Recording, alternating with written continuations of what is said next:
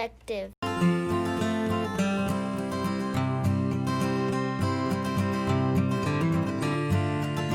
For this recipe, you need 3/4 teaspoon of baking powder, half teaspoon of baking soda, half cup milk, 2 tablespoons of lemon juice, 2 to 3 tablespoons of water, 2 tablespoons of butter, 1/4 cup powdered sugar, and 2.5 cup of Maida or all-purpose flour, a pinch of salt. First, you're gonna take the milk and add 2 tablespoons of lemon juice.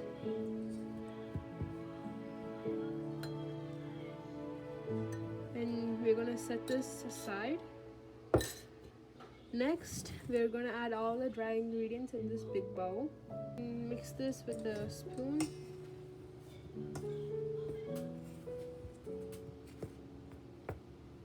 Make a little hole.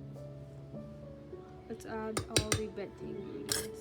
In this, we're gonna add the lemon juice and the milk. You can see it has formed into buttermilk. We're gonna add that. And we'll mix this with our hands so it mixes thoroughly. After mixing it thoroughly, we have some lumps. We can add our little by little add the water. I added the rest of the water in.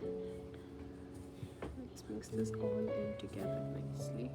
After adding the 2 to 3 tablespoons of water, it has been like this. You can add extra water at the bottom and mix it all in to form a big dough. Now the dough is all got together, and I beat it for about 5 minutes. And now we're gonna add the melted butter. It's not melted, it's not very melted. When you're adding butter, it really makes the dough really soft. If you don't have butter, you can add ghee.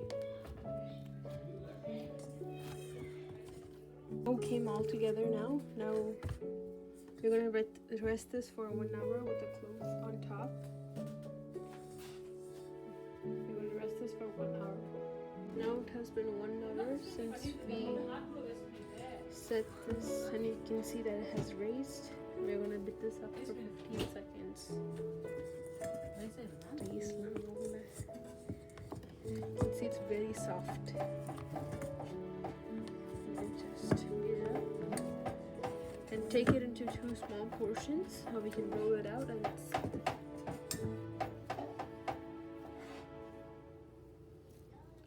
have to get out into 2 small portions, and let's roll it out. Take a rolling board over here and let's sprinkle this with a little bit of flour before you roll it so it doesn't stick. Now let's take the portion we got. Let's roll it out. And we want this to be 1/2 inch. We don't want to be too thin.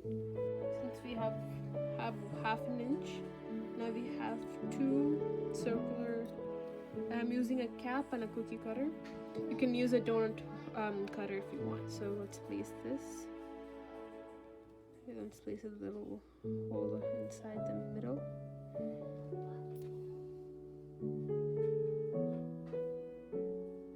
Let's turn it a little bit.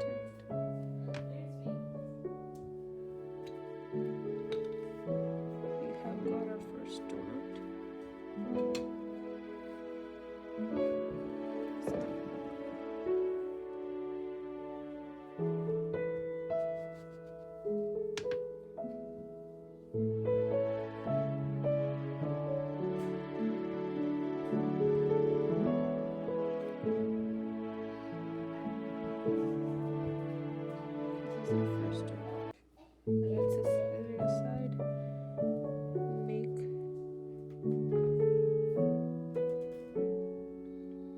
You can use the donut holes too. You can make donut holes and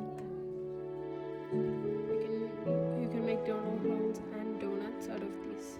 So don't take want the donut holes, you can take it away. But I'm using the donut holes today. My donuts look like so far.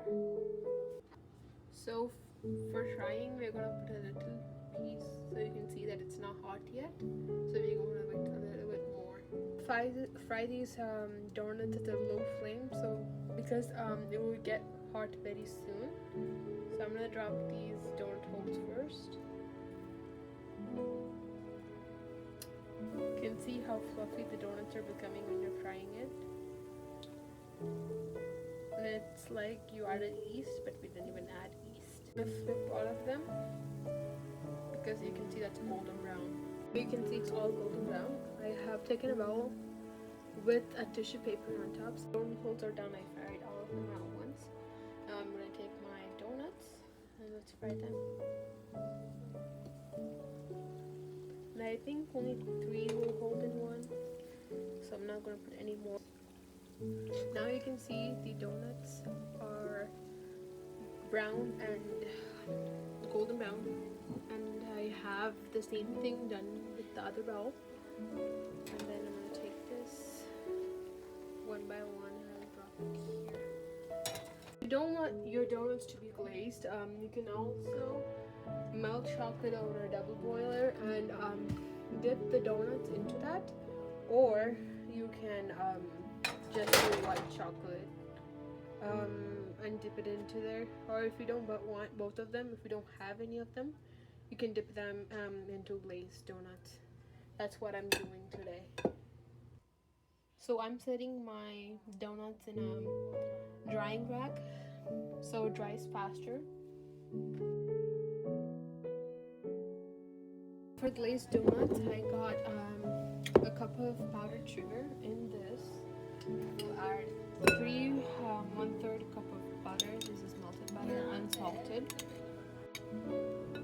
Mix this. And you can see that it's thick, so we're going to add a little bit of milk. So I am adding a tablespoon of milk into this. So let's mix this milk in.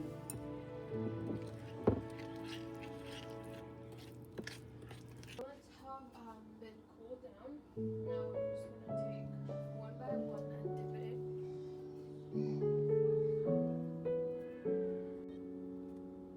in.